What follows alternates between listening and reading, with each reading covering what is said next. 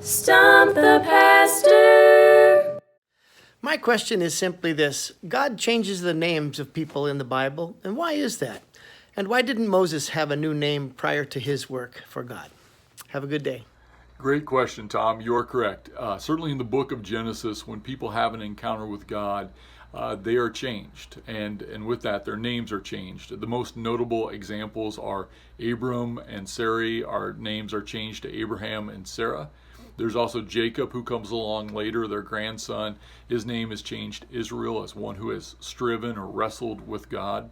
You could make the argument in a slightly nuanced way that the same thing happens to Saul and Cephas, who become Paul and Peter in the New Testament. As for Moses, however, you are correct. His name is not changed. I think there's a significant reason for that. This is a little geeky Bible trivia here, but you asked. Moses, Moshe in Hebrew, sounds a lot like Mashah. Now here's why that is important. Mashah means drawn up out of the water.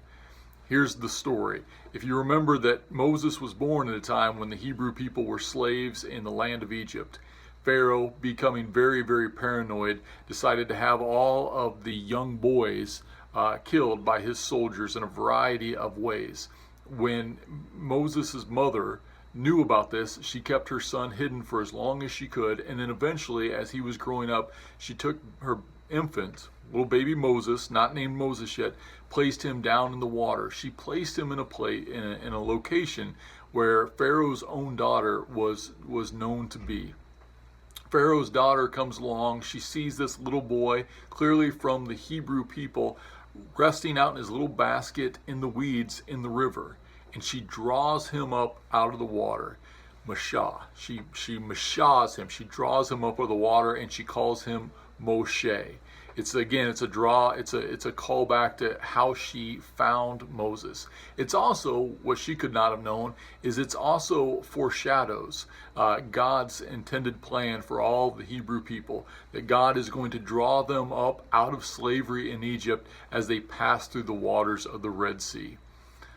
Again, that's a little more Bible geeky trivia than perhaps you'd ask for, but that's the significance of the name of Moses. So thank you for asking. Just remember, the plan is to release one of these Stump the Pastor videos every Friday. So if you have a question, you are most certainly welcome to send it to me. Thank you very much. Have a great day. Bye-bye. Stump the Pastor.